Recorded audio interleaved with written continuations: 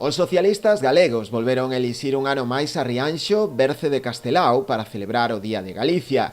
O acto contou coa presenza de importantes cargos do partido a nivel galego, non así o seu secretario xeral, José Ramón Gómez Besteiro, que aínda que non estivo presente no acto, si tomou parte de xeito telemático dende Bos Aires, onde se atopa de viaxe oficial.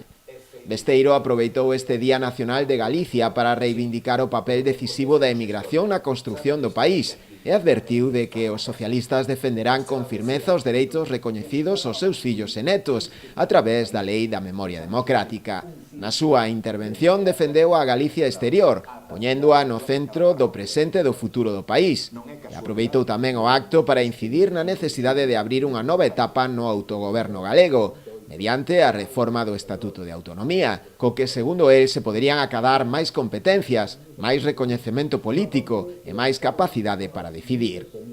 Como é costume, o acto rematou coa tradicional ofrenda floral ante o busto de Castelao, no Paseo da Ribeira, e as intervencións da secretaria de organización do PSDG, Lara Méndez, o portavoz socialista no Concello, Óscar Rial, e a secretaria xeral de Xuventudes Socialistas de Galicia, Ana Albite. Non consiste só en gobernar, consiste en escoitar, dialogar, propoñer e traballar